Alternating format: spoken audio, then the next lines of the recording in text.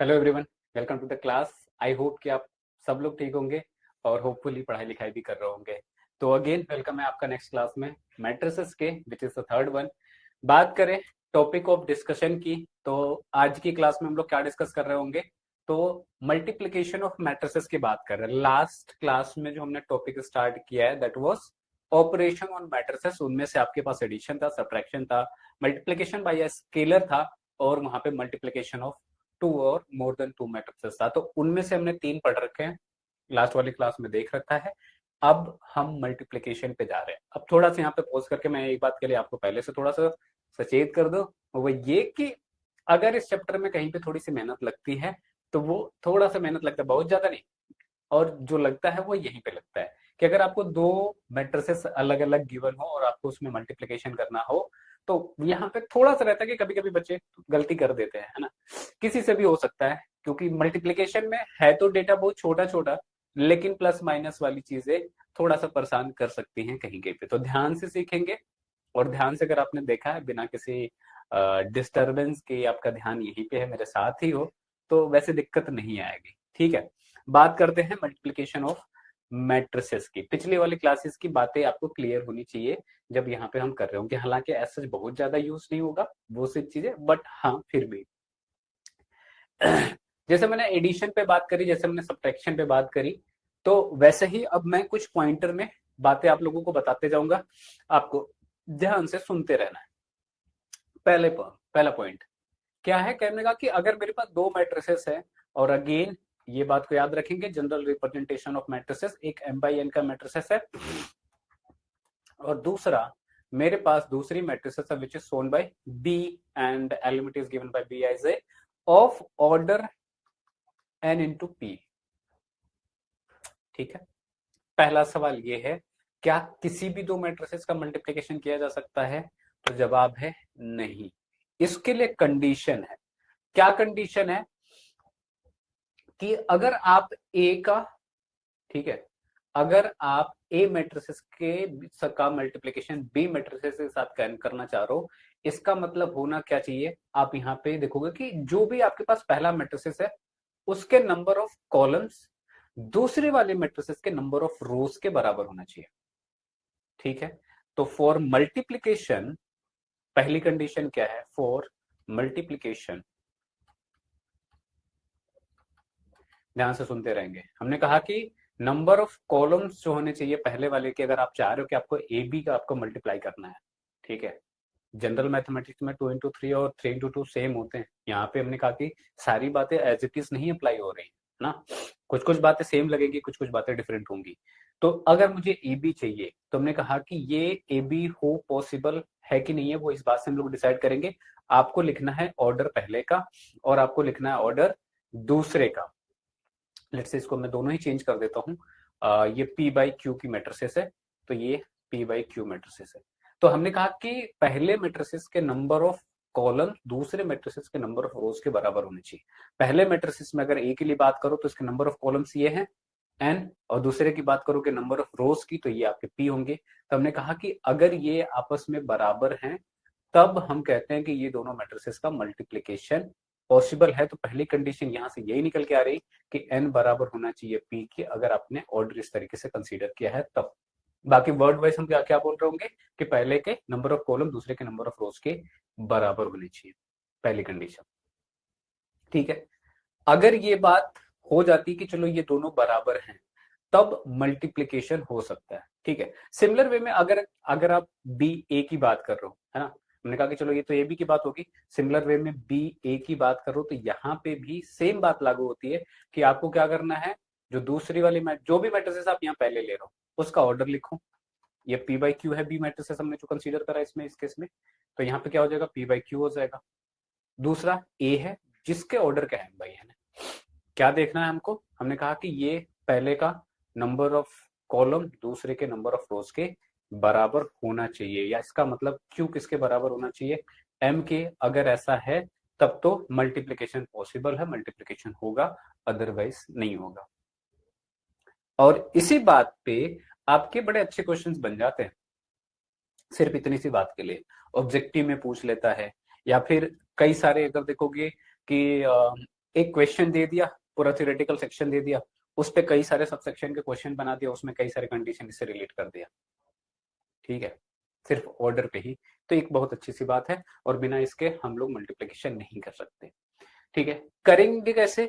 हमने कहा कि जब करने वाली बात होगी, तो ये बातें मैंने आप लोगों को बता दी। वैसे करने वाली बात होगी तो कैसे करेंगे? हमने कहा कि कोई भी अगर आप मैट्रिसेस ले रहे हो और दोनों का मल्टीप्लिकेशन कर रहे हो, यहां से ये बात हमने मान ली कि चलो ए बी मिल रहा है आपको, है ना, ए बी पॉसिबल है। ए बी अगर पॉसिबल है तो हमने कहा कि अभी तो मैंने m बाई एन और p बाई क्यू लेके मैंने कंडीशन बता दी कि चलो m और n और p बराबर हैं, इसलिए ये पॉसिबल था। इसके बाद हमने कहा कि जो भी एक मैट्रिसेस आएगी, लेट्स से अगर वो सी मैट्रिसेस आ रही है, तो सी मैट्रिसेस का ऑर्डर क्या होगा? तो सी मैट्रिसेस का ऑर्डर जो होगा वो m बाई क्यू से गिवन होगा, ठीक है। यहां से जो रिजल्टिंग मैट्रिसेस आएगा, ए बी बराबर अगर सी है, तो सी का जो ऑर्डर होगा, लेट्स से इसके एलिमेंट को अगर सी आई से डिनोट कर रहा हूं, तो this would be given by m by Q. ये बात भी समझ में आ गई? अच्छा, मल्टीप्लाई कब होगा? जो आएगा उसका ऑर्डर पता लग गया। अब बात कर लेते हैं मल्टीप्लिकेशन पे, स्पेसिफिकली यहाँ पे, ठीक है। इसमें बहुत सारी चीजें लिखी होंगी, इस पे देख के घबराना नहीं है, क्या लिखा हुआ, क्यों लिखा हुआ, एक एक करके प्यार से सब पे समझेंगे, ठीक है। मैं थ्योरेटिकली नहीं जा रहा हूँ, थ्योरेटिकली जाऊंगा तो इस तरीके से बताऊंगा और आपको थोड़ा सा अजीब लग सकता है, हम उस पर नहीं जा रहे, हम यहाँ पे एक एग्जाम्पल से इस बात को समझेंगे। जैसे पहले क्वेश्चन है, ठीक है, मैंने डायरेक्ट एग्जांपल लिया, रीजन है कि आपको यहाँ से ज्यादा बेटर समझ में आएगा वो बात कि हम क्या कर रहे हैं। वहां पे बोलूंगा तो शायद आपको बस सुनोगे कि अच्छा सी ए आई से बी आई से कुछ इस तरीके से मल्टीप्लिकेशन हो रहा है, रादर कि हम लोग सीधा सीधा देखें कि क्या हो रहा है। पहला सवाल यही है कि explain why obtain the product A B and explain why B is not defined. हम यहाँ पे बात कर लेते हैं इनके मल्टीप्लिकेशन की। एक मेरे पास मैट्रिसेस गिवन है, राइट, जो कि एक मुझे दिख रहा है कि 3x3 का मैट्रिसेस है। सबको दिख रहा होगा कि यहाँ पे ये मेरे पास 3x3 का मैट्रिसेस है, क्लियर बात है। बी मैट्रिसेस है मेरे पास यहाँ पे, और बी मैट्रिसेस का ऑर्डर की बात करूं मैं तो ये 3x2 का ऑर्डर का मैट्रिसेस है। अगर हमको ए बी चाहिए तो मैंने कहा कि मल्टीप्लीकेशन के लिए आपको क्या करना है, तो सिंपली इनके ऑर्डर को लिखना है। तो पहला मैट्रिसेस यहाँ पे 3x3 का है, दूसरा मैट्रिसेस मेरे पास 3x2 का है। तो हमने कहा कि पहले के नंबर ऑफ कॉलम दूसरे के नंबर ऑफ रोज के बराबर होना चाहिए। ऑब्वियसली ये 3 और 3 है, तीनों आपस में दो, सॉरी मतलब 3 और 3, 3 और 3 बराबर ही है, सेम नंबर है, मतलब पहले के नंबर ऑफ कॉलम दूसरे के नंबर ऑफ रोज के बराबर है। इसका मतलब ए बी तो पॉसिबल है। दूसरा, सेम लाइन ऑफ थिंकिंग पे हमने कहा कि अगर बी ए के लिए मुझे चेक करना हो तो यहाँ पे क्या मिलेगा, तो हमने कहा कि लिख लो सेम तरीके से, 3x2 का मैट्रिसेस है बी, और मेरे पास ए मैट्रिसेस 3x3 का है। क्या ये दोनों बराबर है? बराबर से क्या मतलब है कि क्या पहले के नंबर ऑफ कॉलम दूसरे के नंबर ऑफ रोज के बराबर है? क्या 2 और 3 आपस में बराबर है? ऑब्वियसली नहीं है ना। तो B A is not defined. क्या बोलोगे यहाँ पे? B A is not defined, इसका मतलब these are not conformable for multiplication. किसकी बात कर रहे हैं? बी ए की बात कर रहे हैं, मतलब बी और ए का मल्टीप्लीकेशन एडजस्ट नहीं करेगा। क्यों नहीं करेगा? तो सिंपल सा आंसर यही है कि बी के जो नंबर ऑफ कॉलम्स हैं ए के नंबर ऑफ रोज के बराबर नहीं है। ये बात समझ में आ गई? एक कंडीशन तो यही पहले फाइंड आउट किया, और जब भी मल्टीप्लीकेशन कर रहा हूँ सबसे पहले आपको यही देख लेना है कि पॉसिबिलिटी है भी या नहीं है। पता चले उल्टा पुल्टा कुछ भी आपने क्या करा, मल्टीप्लाई करके ला दिया, है ना, तो वो भी चीज देखनी है। पता चला एग्जिस्ट कर नहीं रहा था, आपने कर दिया, और होता है कभी कभार, है ना। अगर आप ध्यान से नहीं कर रहे हो तो ये चीजें की होने की गलती रहती है। हमने कहा कि यहाँ से जो रिजल्टिंग मैट्रिसेस आएगा वो आपको पहले से पता होगा, यहाँ से 3x2 का मैट्रिसेस आएगा, और यहाँ पे तो हम बात ही नहीं करेंगे ना, यहाँ पे जब ये मल्टीप्लीकेशन ही नहीं पॉसिबल है तो ऑर्डर का क्या मायने है? कोई मायने नहीं है, ठीक है। अब आ जाते हैं ए बी पे, है ना। मल्टीप्लीकेशन कैसे करना वो देख लेते हैं। एक सवाल मैं करवा रहा हूं, आपको बहुत ही प्यार से ढंग से ध्यान देके समझना है, ठीक है। दोबारा के लिए यहाँ पे कोई स्कोप नहीं छोड़ना है। 0 1 2 1 2 3 2 3 4 2 3 4 ए मैट्रिसेस हो गया, ठीक है। अब मैं ऑर्डर नहीं लिख रहा हूं यहाँ पे मैं बस सिर्फ मैट्रिसेस शो कर रहा हूं। बी मैट्रिसेस की बात करें, 1 - 2 1 - 2 -1 0 एंड 2 - 1 -1। अब ये बात हमने देख ली, तो ए भी तो एग्जिस्ट कर ही रहा, डिफाइंड तो है, इसका मल्टीप्लीकेशन पॉसिबल है, बिल्कुल कोई टेंशन नहीं। हमने कहा कि अब मल्टीप्लीकेशन पे आते हैं। ध्यान से सुनना है, बहुत ही ध्यान से सुनना है, ठीक है। मैंने कहा कि एक बारी ध्यान से सुन लोगे तो दोबारा की नौबत नहीं आएगी। हमने कहा कि जो रिजल्टिंग मैट्रिसेस आएगी वो हमको पहले से पता है, किस ऑर्डर की आएगी, तो हमने यहाँ पे आपको दिखाया कि ये 3/2 की होगी। 3/2 कहने का मतलब क्या होगा, 3 रो होंगे, 2 कॉलम होगी। मतलब यहाँ पे मुझे ये चीज पता है कि ये 3/2 की मैट्रिसेस है, जिसमें कि मेरे पास 3 रो होंगे और सिर्फ 2 कॉलम्स होंगे। तो लेट्स से यहाँ पे आप कह रहे हो कि ये C1 है और यहाँ पे C2 है। अच्छा, अब इससे क्या फायदा, इसमें मैंने ऐसे पहले लिख दिया, क्यों लिखा, मैंने कहा कि यूजुअली क्या होगा कि आप अगर ये पहले नहीं लिख रहे हो, अगर ऑर्डर नहीं लिख रहे हो, तो आप मैट्रिसेस को छोटा बड़ा बनाओगे, फिर उसके बाद करोगे तो उसमें वो चीज फिट नहीं बैठेगी। तो पहले से आपको पता है तो 3 रो किस तरीके से कितना स्पेस लेंगे और कितने कॉलम्स आएंगे तो कितना स्पेस जाएगा, वो चीज आपने लिख लिया। अब आते हैं मल्टीप्लीकेशन पे। क्या करना है, ध्यान से सुनो। ये मेरे पास पहले मैट्रिसेस का रो 1 है और ये इसका कॉलम 1 है, ये इसका कॉलम 2 है, और यहाँ पे R1 R2 R3 मेरे पास है। क्या करना है, पहले मैट्रिसेस का R1 उठाओ, दूसरे मैट्रिसेस का C1 उठाओ, उन दोनों को मल्टीप्लाई करो, यहाँ पे लिख दो, ठीक है। फिर पहला रो दूसरा कॉलम, मतलब पहला रो उठाओ दूसरा कॉलम उठाओ, आपस में मल्टीप्लाई करो, लिख दो। कैसे मल्टीप्लाई करना है, किसका मल्टीप्लाई करना है, हमने कहा कि करस्पॉन्डिंग एलिमेंट का मल्टीप्लाई करना है। ओवरलैप करवा दो, कैसे, मैंने कहा कि ये R1 मैंने उठाया है, ये C1 मेरा है, यहाँ पे आप इसको ऐसे देखो कि R1 का मल्टीप्लाई C1 के साथ हो रहा है, और वो भी करस्पॉन्डिंग एलिमेंट का। 0 का मल्टीप्लाई 1 के साथ, 1 का मल्टीप्लाई -1 के साथ, 2 का मल्टीप्लाई 2 के साथ। तो अब अगर इसी चीज को मैं यहाँ पे लिख रहा हूं तो ध्यान से सुनो। मैंने कहा 0 का मल्टीप्लीकेशन 1 के साथ, ठीक है, 0 का मल्टीप्लीकेशन 1 के साथ, 0 इंटू 1, प्लस 1 का मल्टीप्लीकेशन -1 के साथ, प्लस 2 का मल्टीप्लीकेशन 2 का, किसका मल्टीप्लीकेशन हुआ, R1 का मल्टीप्लीकेशन हो गया C1 के साथ, ठीक है। फिर हमने कहा कि अब दूसरे पोजीशन पे जाने के लिए पहला रो दूसरा कॉलम, पहला रो दूसरा कॉलम जब करोगे आप, तो यहाँ पे क्या मिलेगा, फिर पहले रो के एलिमेंट का मल्टीप्लीकेशन दूसरे कॉलम के साथ, दूसरे कॉलम के एलिमेंट के साथ। तो यहाँ पे क्या होगा, 0 का मल्टीप्लीकेशन -2 के साथ, प्लस 1 का मल्टीप्लीकेशन 0 के साथ, प्लस 2 का मल्टीप्लीकेशन -1 के साथ। होपफुली बात समझ में आ रही है, ठीक है।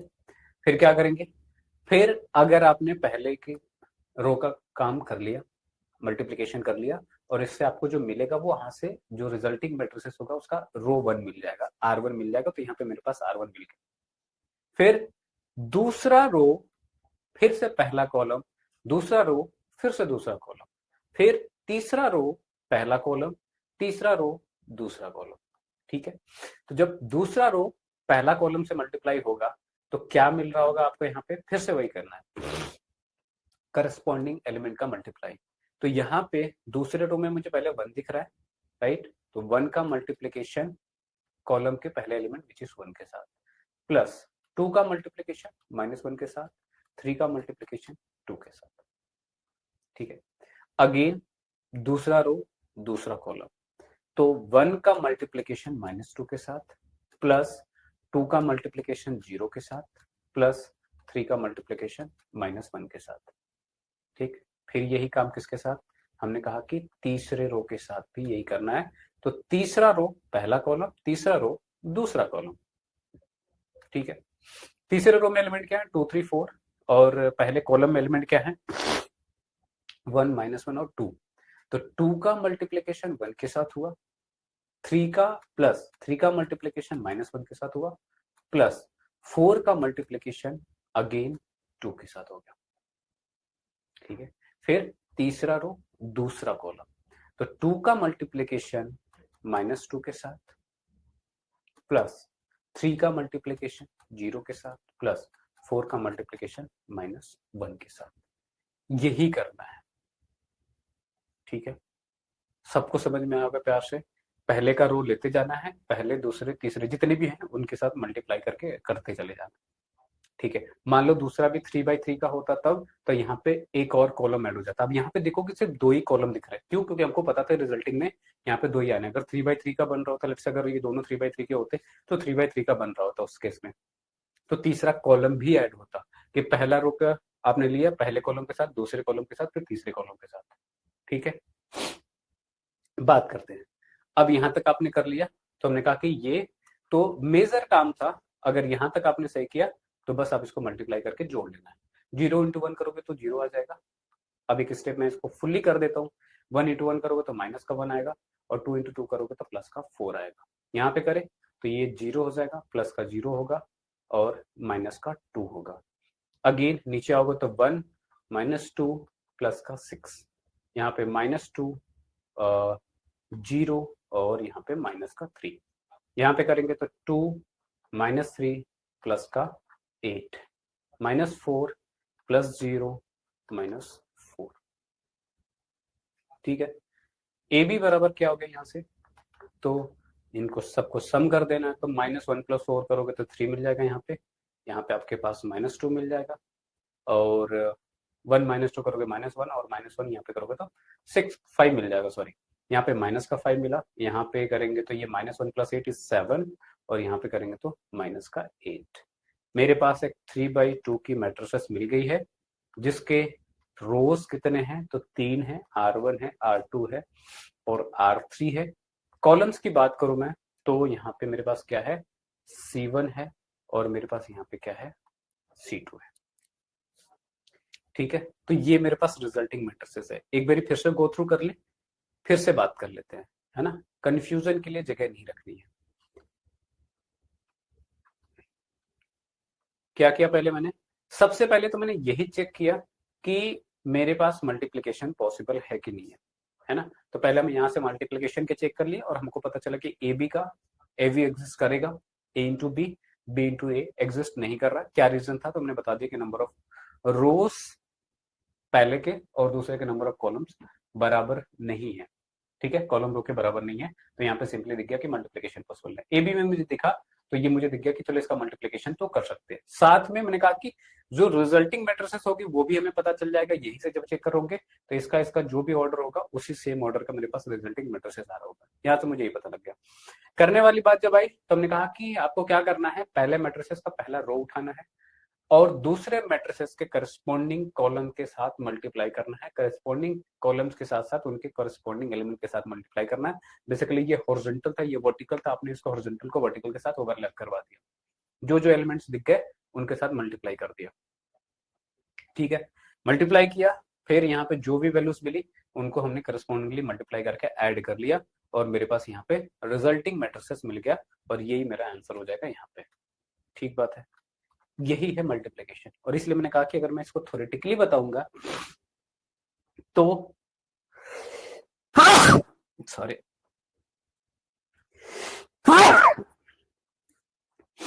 थोड़ा सा आप लोगों को बियर करना पड़ेगा हमारे साथ ड्यू टू कोल्ड। चलो तो आ जाते हैं यहाँ पे, यस यहाँ पे हो गया। अब यहाँ पे इससे रिगार्डिंग कई सारे पॉइंट्स जो आपको बहुत ही ध्यान से दिमाग में रखने हैं। क्या पॉइंट है, तो हमने कहा कि आपके पास कई सारे यहाँ पे पॉइंट आएंगे। पहली बात तो ये कि जनरल मैथमेटिक्स में क्या बताया मैंने कि 3 × 2 है तो 2 × 3 भी मिल जाता है आपको, वो सिंपल है। यहाँ पे हमने कहा कि अगर ए बी डिफाइंड है, ए बी का मल्टीप्लिकेशन संभव है, आपके पास एक मैट्रिक्स मिल रहा है, तो जरूरी नहीं है कि आपके पास बी ए भी मिलेगा। पहला पॉइंट। पॉसिबल कब होता है, हमने कहा कि ए बी का मल्टीप्लिकेशन, तो हमने ये कंडीशन बताई कि नंबर ऑफ कॉलम जो होते हैं पहले मैट्रिसेस के दूसरे के नंबर ऑफ रोज के बराबर होते हैं, जो कि मैंने यहाँ पे दिखा रखा है। ठीक है, और दोनों के लिए उल्टा जब करोगे तो ये बात हमने बता दिया। ये तो ए बी के लिए बात थी, फिर उसके बाद बी ए के लिए बात करोगे तो सेम वे में यहाँ पे आपको एल एम के बराबर होना चाहिए। फिर थर्ड पॉइंट क्या है, यहाँ पे कहता है कि ए बी और बी ए मान लो किसी केस में दोनों डिफाइंड हो। पिछले वाले केस में जब मैंने बात करी तो सिर्फ ए बी मिला, बी ए नहीं मिला, रीजन आपको पता है।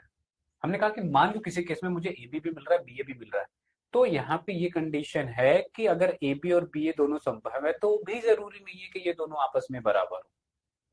पहला, अगर ए बी है तो जरूरी नहीं कि बी ए भी मिले आपको। और मान लिया ए बी और बी दोनों संभव भी हैं, तो ऐसा नहीं जरूरी है कि ए बी और बी दोनों बराबर ही होंगे, दोनों डिफरेंट मैट्रिसेस भी हो सकती हैं। और डिफरेंट मैट्रिसेस होने का क्या मतलब है कि ऑब्वियसली इनके एलिमेंट्स डिफरेंट होंगे। ठीक है, हो सकता है ऑर्डर सेम हो बट एलिमेंट डिफरेंट हो। तो ऐसा जरूरी नहीं है, किसी केस में बराबर हो जाए तो उसके लिए ये भी नहीं करना कि नहीं कैसे बराबर हो गया, नहीं बराबर हो सकते, ये बात भी नहीं है। इन जनरल बराबर नहीं होंगे, किसी स्पेसिफिक केस में बराबर हो जाते हैं, तो दैट्स अ डिफरेंट स्टोरी। ठीक है, नेक्स्ट बात क्या है कि if the product of two matrices is zero then it is not necessary that one of the matrices is zero matrix. अगर आप दो मैट्रिसेस का मल्टीप्लीकेशन कर रहे हो, है ना, ए बी का आपने मल्टीप्लीकेशन किया और आपको लेट्स से कि यहाँ पे जीरो मैट्रिसेस मिल गया। जीरो मैट्रिसेस क्या होता है, लास्ट में बताया था कि सब ऐसे मैट्रिसेस जिसके सारे एलिमेंट क्या हो, जीरो हो, उसको जीरो मैट्रिसेस, और इसको यूजुअली हम लोग ओ से डिनोट करते हैं। ठीक है, साथ में इसका ऑर्डर लिख देते हैं, अगर ये 2x2 का है तो इस तरीके से। ठीक है, तो जनरली क्या होता है कि अगर मैं दो नंबर का रियल नंबर के लिए अगर बात करूं, तो मैंने कहा कि दो नंबर का मल्टीप्लीकेशन जीरो कब होता है, जब या तो पहला जीरो हो तब, या फिर मेरे पास दूसरा जीरो हो तब, है ना, ऐसा, या फिर दोनों जीरो। यहाँ पे ऐसा नहीं है ना। अगर दो का मल्टीप्लीकेशन जीरो है तो ये बिल्कुल जरूरी नहीं कि इनमें से किसी न किसी को जीरो होना है। ठीक है, तो ये जीरो नहीं भी हो सकते, है ना, और हो भी सकते हैं कि अगर किसी केस में हुआ तो वो तो हो ही जाएगा। ठीक है, बट ये नेसेसरली नहीं है कि दोनों जीरो हो। नेक्स्ट बात होती है कि अगर मेरे पास क्या है, तीन मैट्रिसेस है, ए बी सी की बात कर रहे हैं, ध्यान दो, ए इंटू बी कर रहा तो एक मैट्रिसेस ही तो मिला। अगर मान लो इस रिजल्टिंग मैट्रिसेस जिसको मैं सी बोल देता हूं, किसी और डी मैट्रिसेस से मुझे मल्टीप्लिकेशन करना, हमने कहा कि सेम बात है, अब ये एक मैट्रिसेस हो गया, डी में मेरे पास दूसरा मैट्रिसेस हो गया, फिर से वही बात चेक करेंगे कि क्या दोनों का मल्टीप्लिकेशन कैसे कर सकते हैं, है ना। तो उस पर एक कंडीशन है कि मान लो मेरे पास एबीसी तीन मैट्रिसेस है, सेम ऑर्डर के हैं, मान लो 3x3 सबका है। अगर ए बराबर बी है, ठीक है, तो कंडीशन ये है कि देन ए सी बराबर बी सी होगा, बट इसका उल्टा ट्रू नहीं है। सिंपल सा बात क्या हुआ कि अगर आप पहले से आपको पता कि ए सी बराबर बी सी है तो नॉट नेसेसरली कि ए बराबर बी होगा, लेकिन अगर ए बराबर बी है तो हम अगर सेम ऑर्डर में सी से मल्टीप्लाई कर दें, ठीक है, ए बराबर बी है, अगर मैं सेम ऑर्डर में मल्टीप्लाई कर दूं, सेम ऑर्डर में हमने कहा कि यहाँ पे सी हमने बाद में मल्टीप्लाई करा है, और क्योंकि मैंने यहाँ पे बताया कि सी ए और ए सी बराबर तो नहीं होते हमेशा, है ना, तो ये बात ध्यान रखनी है।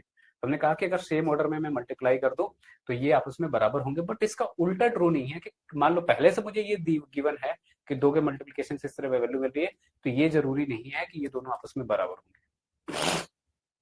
ठीक है, और अगर मेरे पास एक किसी भी एक सिंगल मैट्रिसेस की बात करो, अगर मेरे पास है, तुमने कहा कि अगर मुझे सेम ही मैट्रिसेस का आपस में मल्टीप्लाई करना पड़े, ठीक है, तो उस केस में अगर a इंटू ए करो तो इसको हम लोग ए स्क्वायर से डिनोट करते हैं, या फिर आप जितनी बारी मल्टीप्लाई करते जाओगे बेसिकली इसके पावर में चलता चला जाएगा एंड सो ऑन। 4 बारी मल्टीप्लाई करते हैं तो उसको a के पावर 4 लिख सकते हो।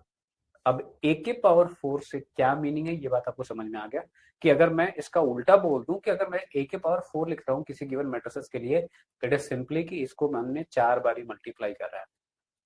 जनरल मैथमेटिक्स में ऐसा शायद ना हो, है ना। चलो, तो ये बातें समझ में आ गई होंगी, आई होप कि इतना सब क्लियर है।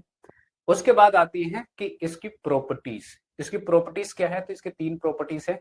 एक पहला एसोसिएटिव लॉ है, दूसरा डिस्ट्रीब्यूटिव है, तीसरा एग्जिस्टेंस ऑफ मल्टीप्लिकेटिव आइडेंटिटी है। एसोसिएशन सहचर्य का नियम बोलते हैं, डिस्ट्रीब्यूटिव वितरण नियम बोलते हैं, और एग्जिस्टेंस ऑफ मल्टीप्लिकेटिव आइडेंटिटी मतलब किसी भी मैट्रिसेस में एक सिंगल मैट्रिसेस से जो कि स्पेसिफिक होगा आई मैट्रिसेस, उससे मल्टीप्लिकेशन पे क्या फर्क पड़ेगा, एक एक करके देख लेते हैं। एसोसिएटिव लॉ क्या कहता है कि, अच्छा ये बात हमने सबसे बहुत पहले से पढ़ रखा है, एसोसिएटिव लॉ अगर मैं बोल रहा हूं तो नाम से आपको पता है कि ऑपरेशन किस तरीके से होना है। एसोसिएशन की बात करते हैं, सर्चर की बात करते हैं, हमने ये बात सेट के टर्म में भी देखा हुआ है, ठीक है, वहां पे भी करते थे कि अगर आप 3 सेट ले रहे हो, ठीक है, तो यूनियन के केस में देखते थे कि प्रॉपर्टी जब लगाते थे A union B union C कर दो, या फिर बी यूनियन सी कर दो, इस तरीके से किसी भी दो को एक साथ ले लो, बाकी बाद में तीसरा अप्लाई कर दो, यही मतलब होता है ना एसोसिएशन का। तो हमने कहा कि अगर मैं मल्टीप्लीकेशन के टर्म में बात कर रहा हूं और 3 मैट्रिसेस मेरे पास ऐसी हैं कि तीनों का मल्टीप्लीकेशन होना है, तो ये सिंपल ये क्या कहता है, एसोसिएटिव लॉ फॉलो करता है। एसोसिएटिव लॉ फॉलो करने का मतलब है किसी किन्हीं दो को एक साथ मल्टीप्लाई कर लो, फिर उसी ऑर्डर में तीसरे को मल्टीप्लाई कर लो, राइट। मतलब कि अगर एबीसी मेरे पास यहाँ पे है, ठीक है, तो आप चाहो तो पहले ए बी को मल्टीप्लाई करके फिर से सी से मल्टीप्लाई कर लो, या फिर अगर ए बी सी है आपके पास तो पहले बी सी मल्टीप्लाई करके फिर ए से मल्टीप्लाई। ऑर्डर चेंज मत करना, किन्हीं दो को एक साथ आप ऐसे ले सकते हो, ऑर्डर चेंज नहीं करना है, ठीक है। तो ये क्या बोलते हैं इसको, इसको बोलते हैं एसोसिएटिव लॉ। दूसरा लॉ मेरे पास आता है डिस्ट्रीब्यूटिव लॉ। डिस्ट्रीब्यूटिव लॉ क्या होता है, एडिशन पे डिस्ट्रीब्यूट हो जाता है।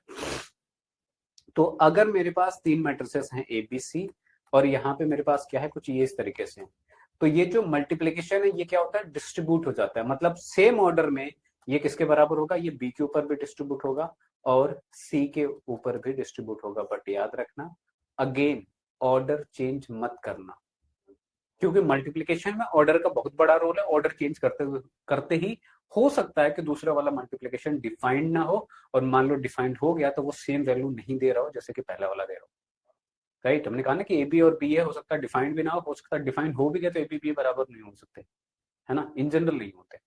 तो ऑर्डर चेंज करे बगैर आप इसको इस तरीके से डिस्ट्रीब्यूट कर दे सकते हो, ठीक है। सेम बात यहाँ पे भी जाती है कि अगर a प्लस बी आपका ऑलरेडी है, तो c से जब मल्टीप्लाई करोगे तो अगेन ऑर्डर नहीं चेंज करना है आपको, ठीक है। तो ऑर्डर चेंज नहीं करोगे तो ये ए सी प्लस बी सी हो जाएगा, राइट। इसको बोलते हैं हम लोग डिस्ट्रीब्यूटिव लॉ, ठीक है। इस पे आएंगे और अभी इस पे इसको जस्टिफाई भी करेंगे, वेरीफाई भी करेंगे। नेक्स्ट है आपका एग्जिस्टेंस ऑफ मल्टीप्लिकेटिव आइडेंटिटी। किसी भी गिवन स्क्वायर मैट्रिक्स के लिए ये बात वैलिड होती है कि मान लो मेरे पास कोई भी किसी भी ऑर्डर का एक मेरे पास स्क्वायर मैट्रिक्स है, वो 1/1 2/2 3/3 4/4 5/5 किसी का भी हो, है ना।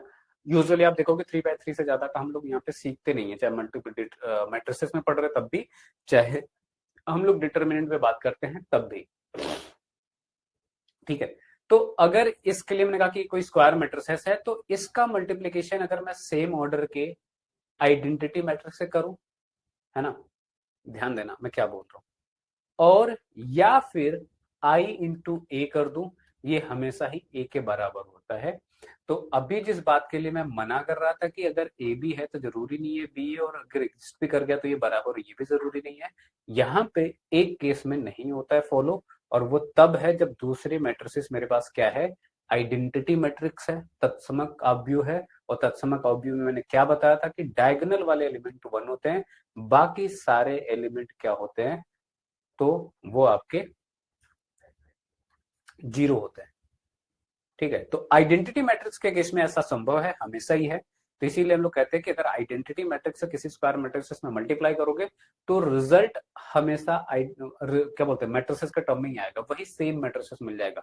ए इंटू आई कर लो चाहे आई इंटू ए कर लो, दोनों केस में ही आपको ए मैट्रिसेस ही मिलेगा। इस प्रॉपर्टी का यूज हम लोग कई बार कई सारे क्वेश्चन को प्रूव करने के लिए करते हैं, ठीक है। यहाँ पे भी क्वेश्चन आएगा तो यहाँ पे भी ये बात हम लोग कर रहे होंगे। तो मल्टीप्लीकेशन समझ में आ रहा है, मल्टीप्लीकेशन की प्रॉपर्टी समझ में आई, ठीक है। 3 प्रॉपर्टी मैंने बताया, एसोसिएटिव, डिस्ट्रीब्यूटिव और एग्जिस्टेंस ऑफ मल्टीप्लिकेटिव आइडेंटिटी। और इसमें भी मैंने ये बात आपको श्योर करा दी कि यहाँ पे सिर्फ एक बात फॉलो हो रही है मल्टीप्लीकेशन में, ऑर्डर यहाँ पे चेंज करने पे कोई दिक्कत नहीं आ रही जब दूसरी मैट्रिसेस आपके आइडेंटिटी हो तब, बाकी और किसी केस में ये बात फॉलो नहीं होगा, ठीक है। तो ओवरऑल ये आपके पास क्या है, मल्टीप्लिकेशन है। अब हम क्या करने वाले हैं, कुछ क्वेश्चंस करेंगे, एक एक करके क्वेश्चंस पे आते हैं। पहला क्वेश्चन आपके पास कह रहा है कि if possible find the sum of the matrices A and B. अब ये मैंने आपको पहले भी करवा रखा है। पहली बात तो ये दोनों मैट्रिसेस का मल्टीप्लिकेशन पॉसिबल हो, सॉरी एडिशन की बात कर रहे हैं, सम पॉसिबल हो, इसके लिए जरूरी है कि दोनों का ऑर्डर सेम होना चाहिए। यहाँ पे मेरे पास 2/2 की मैट्रिसेस है, ये मेरे पास 2/3 की मैट्रिसेस है, ठीक है। क्या एडिशन पॉसिबल है, तो आपका आंसर होना चाहिए कि no, sum is not possible, है ना, सम इज नॉट पॉसिबल, ठीक है। क्यों नहीं है, because given to matrices given, both matrices यहाँ पे लिख सकते हो, both matrices have different orders.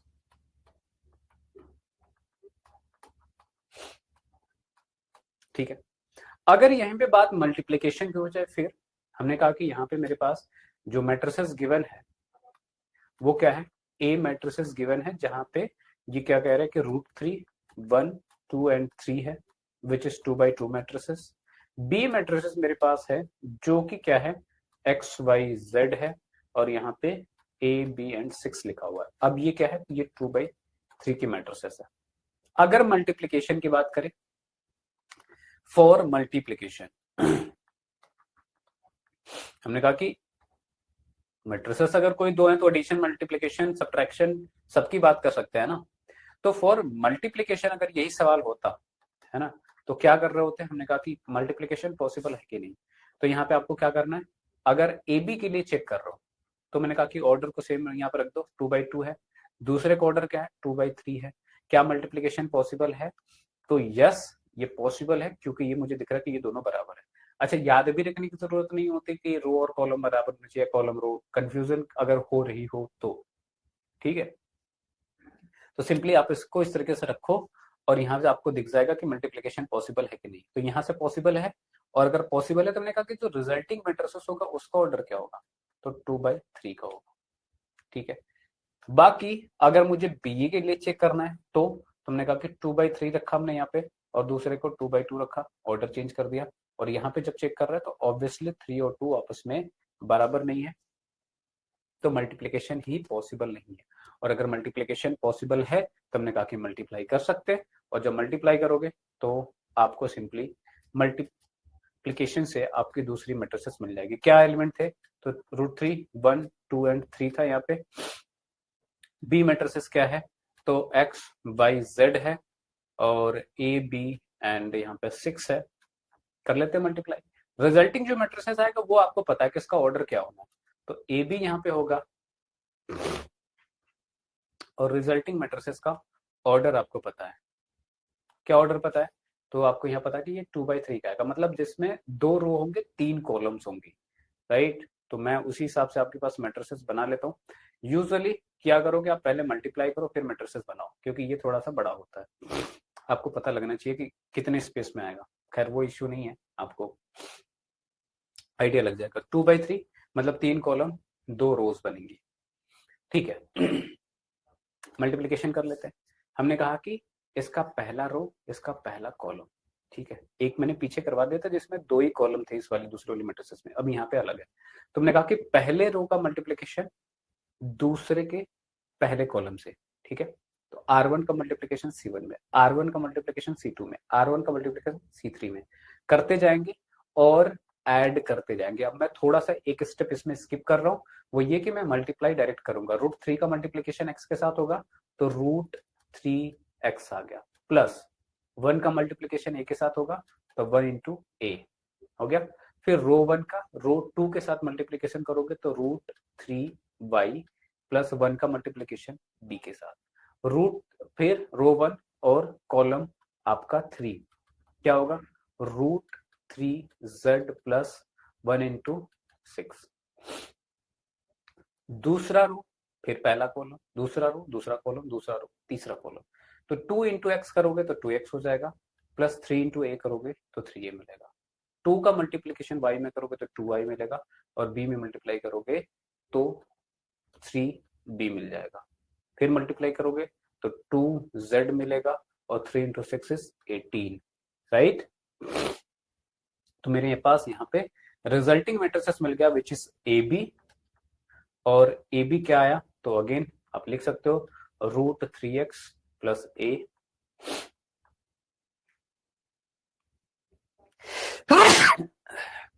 Sorry. तो मैं थोड़ा सा स्ट्रगल कर रहा हूँ इस चीज से, अब जानते हो छींके आती तो रुकती नहीं है किसी की भी हो, और रुकना भी नहीं चाहिए। खैर चलो, तो √3y प्लस b हो जाएगा यहाँ पे, √3z हो जाएगा, और यहाँ पे 6 हो जाएगा, 2x 3a 2y plus 3b 2z plus का 18।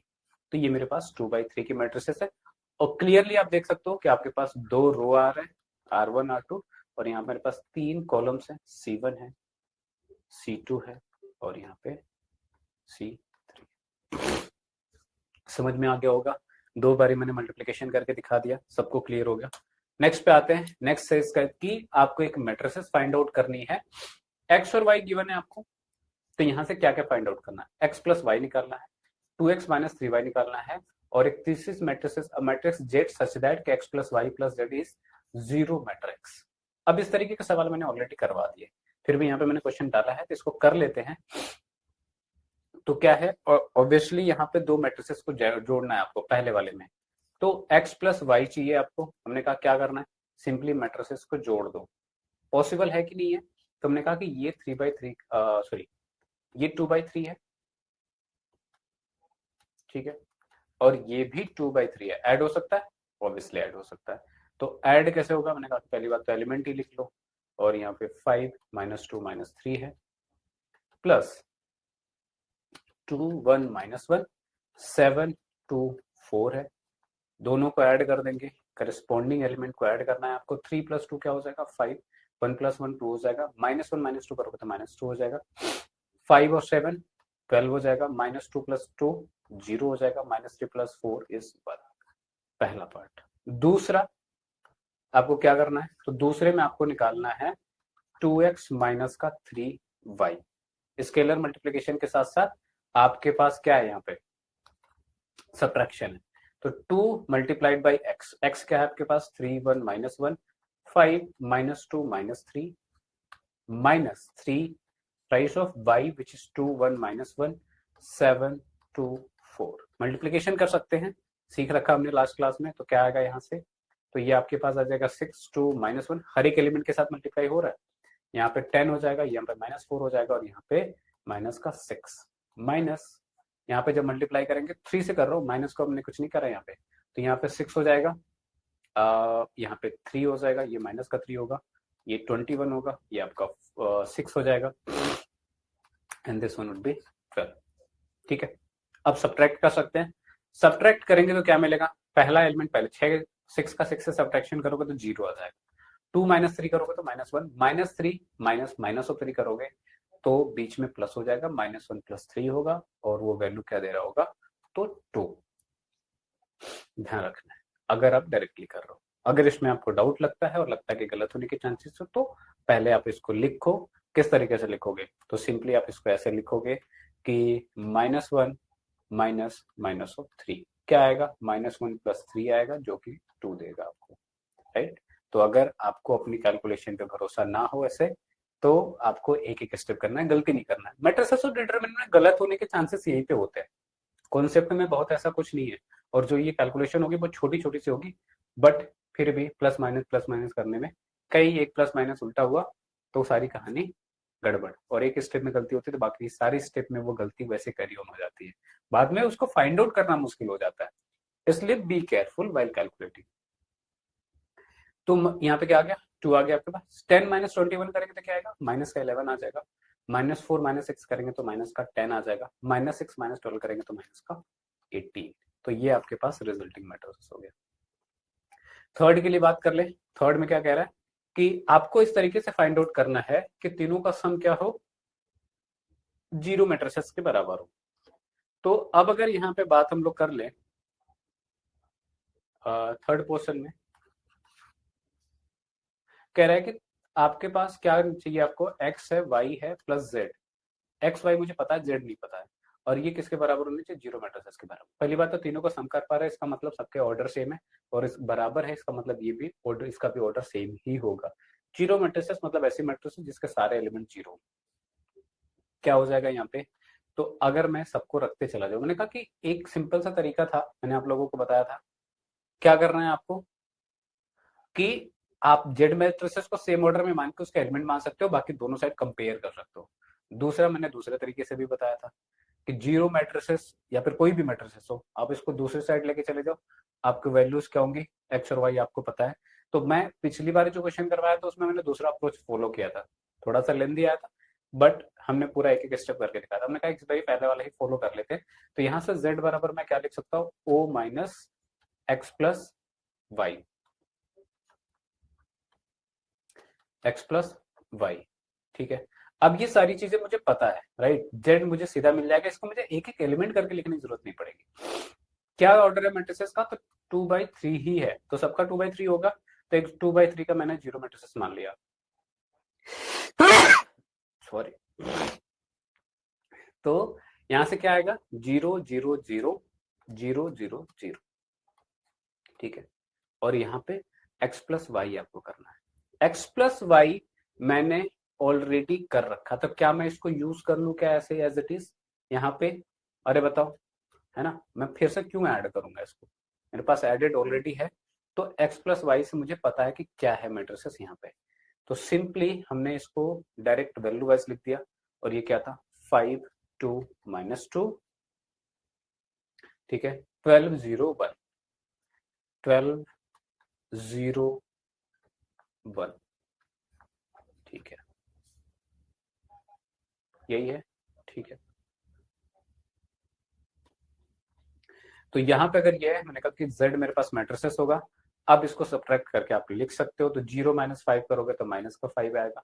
बेसिकली देखोगे तो माइनस का ही फर्क आ जाएगा सब में। ये -2 हो जाएगा, ये प्लस का 2 हो जाएगा, ये -12 होगा, 0 होगा, यहाँ पे माइनस का 1 होगा। तो ये मेरे पास इसका आंसर हो जाएगा इस क्वेश्चन के लिए।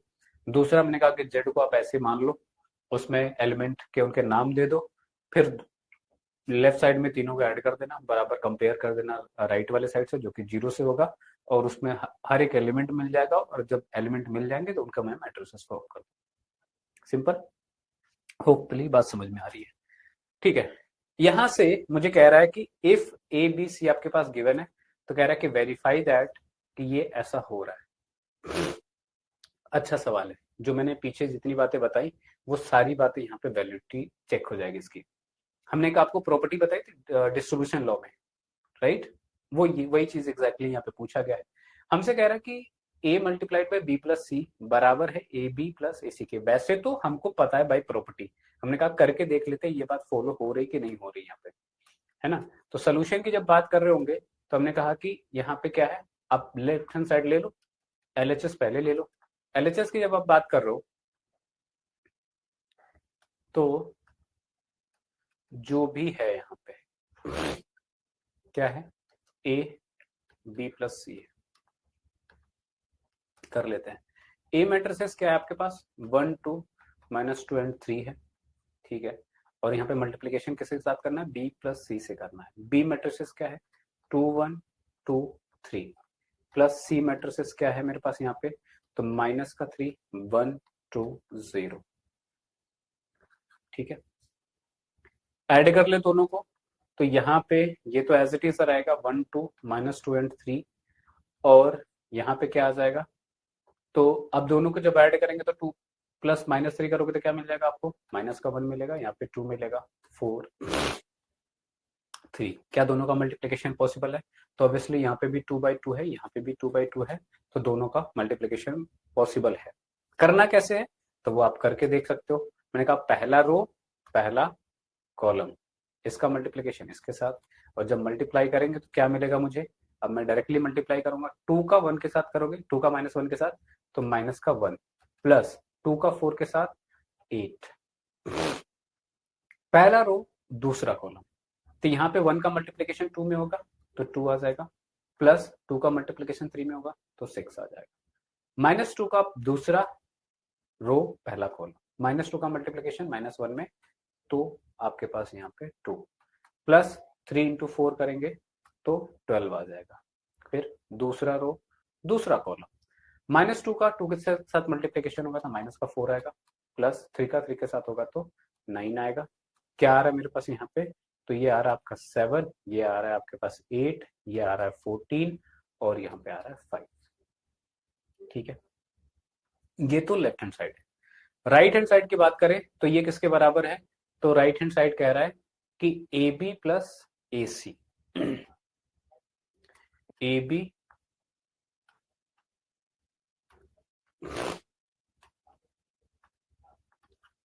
ए बी प्लस ए सी। ठीक है, और ये मेरा है RHS। ठीक है, ए क्या है आपके पास, लिख सकते हैं यहाँ से, क्या है, 1 2 और -2 3, 1 2 -2 एंड 3, राइट। ओके, ये तो हो गया ए। बी क्या है मेरे पास, बी है मेरे पास 2 1 2 3, तो 2 1 2 3 प्लस, यहाँ पे क्या है, सही लिखा हमने, ओके। फिर से अगेन ए क्या है 1 2 -2 3, और इसका मल्टीप्लीकेशन सी के साथ, जो कि क्या है यहाँ पे -3 1 2 0, -3 1 2 0। पूरे मैट्रिसेस और डिटरमिनेंट में एक बात से थोड़ी सी स्ट्रगल होती रहती है कि हर बारी, क्योंकि इसका कैलकुलेशन थोड़े से देखा जाए तो स्टेप वाइज लंबे होते हैं, वैसे कैलकुलेशन छोटी छोटी सी होती है, तो ऊपर नीचे आपको बार बार करना पड़ेगा, चाहे कॉपी पे हो। हालांकि हम ऐसे लिख रहे डिजिटल पे, तो हमारे लिए थोड़ा सा ज्यादा होता है, क्योंकि कॉपी पे तो फिर भी आपको सामने दिखती है, ऊपर देखा नीचे लिख दिया, यहाँ पे मुझे बार बार स्क्रॉल डाउन करना पड़ता है, वो मेरे लिए थोड़ा सा स्ट्रगल होता है। बाकी आप लोगों के लिए शायद कॉपी पे तो ऐसा नहीं हो रहा होगा। आते हैं इसके मल्टीप्लीकेशन पे। मल्टीप्लीकेशन सबको पता है कैसे करना है। तो पहला पहला रो पहला कॉलम, 1 का 2 में मल्टीप्लीकेशन करेंगे 2 आएगा, +2 का 2 में करोगे तो 4 आ जाएगा। पहला रो दूसरा कॉलम, 1 का मल्टीप्लीकेशन 1 में 1, 2 का मल्टीप्लीकेशन 3 में 6। दूसरा रो पहला कॉलम, तो -2 का 2 में करोगे तो माइनस का 4 आएगा, +3 का 2 में करोगे तो ये 6 देगा। दूसरा रो दूसरा कॉलम, -2 का 1 में करेंगे तो आपको माइनस का 2 मिलेगा, +3 का 3 में 9 मिलेगा। ठीक है, प्लस अब इस पे आ जाते हैं। पहला रो पहला कॉलम, 1 का मल्टीप्लीकेशन -3 में करेंगे तो 3 आएगा, -3 आएगा, +2 का 2 में करोगे तो 4 आएगा। पहला रो दूसरा कॉलम, 1 का मल्टीप्लीकेशन 1, 1 में 1, 2 का मल्टीप्लीकेशन 0 में 0। दूसरा रो पहला कॉलम, -2 का -3 में करा तो 6 आ गया, +3 का मल्टीप्लीकेशन 2 में करा तो अगेन 6 आ गया। ठीक है, दूसरा रो दूसरा कॉलम, -2 का 1 में करोगे तो माइनस का 2 मिलेगा, +3 का 0 में करोगे तो 0 मिलेगा। एक भी जगह पे गलत हुआ होगा तो वो समझो कि पूरी कैलकुलेशन गलत होगी।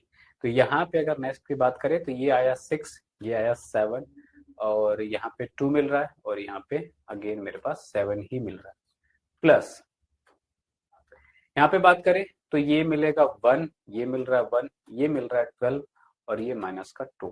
ठीक है, दो मैट्रिसेस को ऐड करना हम लोग जानते हैं।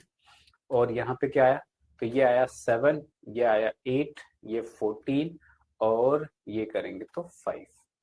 अब जरा देखो ये जो RHS है क्या सेम LHS के बराबर आया क्या? LHS मेरे पास क्या वैल्यू आई है, तो कहाँ गया अपना LHS, 7 8 14 एंड 5।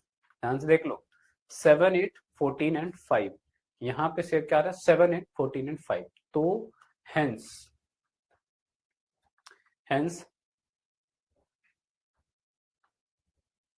तो यहाँ पे क्लियरली मुझे क्या दिख रहा है, हेंस लिखने के बजाय क्लियरली LHS बराबर RHS दिख रहा है, जो कि क्या है वैल्यू वाइज अगर हम लोग यहाँ पे लिखना चाहें तो हम ये लिख सकते हैं कि 7 8 14 एंड 5, 7 8 14 एंड 5, सो कह सकते हैं हेंस वेरीफाइड। ठीक है, तो हमने जो बाकी प्रॉपर्टी भी बताई आपको वो भी सिमिलर मैनर में, चाहे वो एसोसिएटिव हो वो भी आपका वेरीफाई हो जाएगा। यहाँ पे मल्टीप्लीकेशन वाले को दूसरे को हमने वेरीफाई कर दिया। आइडेंटिटी वाला, एग्जिस्टेंस ऑफ आइडेंटिटी जो है वो आप खुद से करोगे। ठीक है, थोड़ा सा आप भी करके देखो, और किसी में कर लो, कोई सामने आपके पास आया, इसमें क्या करो आप आइडेंटिटी से मल्टीप्लाई करके देखो क्या हो रहा है कि बात नहीं हो रहा है ना। तो वो बात आप थोड़ा सा करोगे, थोड़ा एफर्ट आपको अपना भी पुट करना पड़ेगा। तो उम्मीद है जो मैंने क्लास में बताई आप लोगों को सबको सब समझ में आई होंगी। स्टिल अगर आप लोगों के कोई क्वेरीज है, कोई प्रॉब्लम्स है, इसके अलावा कोई डाउट्स है व्हाइल यू सॉल्विंग क्वेश्चन, और आप ये कभी भी करते हो, सबका अपना अपना पढ़ने का टाइम होता है, जब भी दिक्कत होती है फिलवैप को डाउनलोड करना है आपको, क्वेश्चंस, क्वेरी, प्रॉब्लम, जो भी कॉन्सेप्ट है, जो भी है, अपलोड कर दोगे फोटो खींच के, आपको विद इन 60 सेकंड आपके पास लाइव ट्यूटर कनेक्ट होंगे जो आपसे 1 to 1 बात करेंगे और आपके हर तरीके की क्वेरीज को रिजोल्व करेंगे। ठीक है, बाकी अगर ये वीडियो पसंद आया हो तो आओ लाइक करना है, अपने फ्रेंड्स के साथ उनको भी बेनिफिट हो जाए तो उनको शेयर करना है। कोई दिक्कत है इसमें, आप कुछ चाहते हो, सजेशन ऐड करना चाहते हो कि सर ऐसा होना चाहिए, ये कर देंगे तो ज्यादा इंटरेस्टिंग होगा, ज्यादा यूजफुल होगा, तो आपके सजेशन वेलकम है, तो आप कमेंट कर सकते हो। साथ में वीडियोस आपको मिलती रहे, इसके लिए चैनल को सब्सक्राइब करना ना भूलें। So on this note class को करेंगे यहाँ पे and. So this was all for today class. Thank you all for joining.